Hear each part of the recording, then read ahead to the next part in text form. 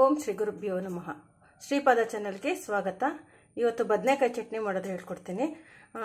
ಅದಕ್ಕೆ ಬೇಕಾಗಿರೋದು ಕಡಲೆಬೇಳೆ 1 ಸ್ಪೂನು, ಉದ್ದಿನಬೇಳೆ 1 ಸ್ಪೂನು, ಒಣಮೆಣಸಿನ್ಕಾಯಿ. ಈ ಮೂರನ್ನು ಫಸ್ಟು ಹುರಿಬೇಕು. ಎಣ್ಣೆ ತುಂಬ ಹಾಕ್ಕೊಳ್ಬೇಕು. ಎಣ್ಣೆಯಲ್ಲೇ ಫ್ರೈ ಮಾಡಬೇಕು. ಬದನೆಕಾಯಿ ಕೂಡ ಇದರಲ್ಲೇ ಫ್ರೈ ಮಾಡಬೇಕಾಗತ್ತೆ.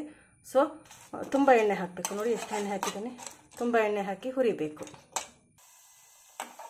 ಈಗ ನೋಡಿ ಕೆಂಪಾಗಿದೆ ಕಡಲೆಬೇಳೆ ಉದ್ದಿನಬೇಳೆ. ಈಗ ಈರುಳ್ಳಿ, ಟೊಮೆಟೊ, ಸ್ವಲ್ಪ ಹುಣಸೆಹಣ್ಣು, ಕರಿಬೇವು. ಟೊಮೆಟೊ ನಾನು ಹುಳಿ ಟೊಮೆಟೊ ತೊಗೊಂಡಿದ್ದಕ್ಕೆ ಹುಣಸೆಹಣ್ಣು ಸ್ವಲ್ಪನೇ ತೊಗೊಂಡಿದ್ದೀನಿ. ನೀವು ಜಾಮೂನ್ ಟೊಮೆಟೊ ತೊಗೊಂಡ್ರೆ ಹುಣಸೆಹಣ್ಣು ಜಾಸ್ತಿ ತೊಗೊಳ್ಳಿ.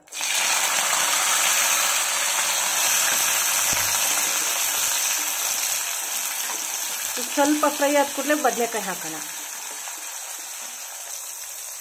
ಈಗ ನೋಡಿ ಬದನೆಕಾಯಿ ಹಾಕ್ತೀನಿ. ಸಣ್ಣಕ್ಕೆ ಹೆಚ್ಚಬೇಕು.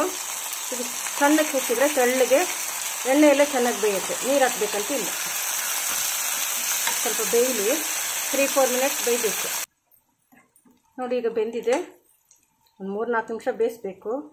ಸ್ವಲ್ಪ ಅರಿಶಿನ ಮತ್ತು ಉಪ್ಪು. ಈಗ ಇದು ಆರಿದ್ಮೇಲೆ ಮಿಕ್ಸಿಗೆ ಹಾಕ್ಕೊಂಬರೋಣ. ಬದನೆಕಾಯಿಗೆ ಹುಣಸೆಹಣ್ಣು ಮೇಯ್ನು. ಈಗ ಆರಿದ್ಮೇಲೆ ಮಿಕ್ಸಿಗೆ ಹಾಕೋಣ. ನೋಡಿ ಹೀಗೆ ತರ್ತರಿಯಾಗಿ ರುಬ್ಕೊಂಡು ಬರಬೇಕು. ಇದಕ್ಕೆ ಎಣ್ಣೆ, ಸಾಸಿವೆ, ಇಂಗು, ಉದ್ದಿನಬೇಳೆ ಒಗ್ಗರಣೆ ಹಾಕೋಣ. ನೋಡಿ ಎಣ್ಣೆ, ಸಾಸಿವೆ, ಇಂಗು, ಒಗ್ಗರಣೆ ಹಾಕಿದೆ. ತುಂಬ ನೈಸಾಗಿ ರುಬ್ಬಾರ್ದು, ತರ್ತರಿಯಾಗಿರಬೇಕು. ನೋಡಿ ಹೀಗೆ ತರ್ತರಿಯಾಗಿರಬೇಕು. ಬದನೆಕಾಯಿ ಚಟ್ನಿ ರೆಡಿ. ಎಷ್ಟು ಬೇಗ ರೆಡಿ ಮಾಡ್ಬೋದು ನೋಡಿ. ಸುಲಭ. ಟೇಸ್ಟು ಅಷ್ಟೇ ಚೆನ್ನಾಗಿರುತ್ತೆ. ಅನ್ನಕ್ಕೂ ಚೆನ್ನಾಗಿರುತ್ತೆ. ಮಜ್ಜಿಗೆ ಅನ್ನಕ್ಕೆ ತುಂಬ ಚೆನ್ನಾಗಿರುತ್ತೆ. ಬರೀ ಅನ್ನನೂ ಕಲಿಸ್ಬೋದು. ಚಪಾತಿ, ದೋಸೆ, ಇಡ್ಲಿಗೂ ಚೆನ್ನಾಗಿರುತ್ತೆ. ಮತ್ತು ಇದು 3-4 ದಿವಸ ಇರುತ್ತೆ. ನಾವು ತೆಂಗಿನಕಾಯಿ ಹಾಕಿಲ್ಲಲ್ವ. ಸೊ ಒಂದು 3-4 ಡೇಸ್ ಇರುತ್ತೆ. ಏನಾಗೋದಿಲ್ಲ.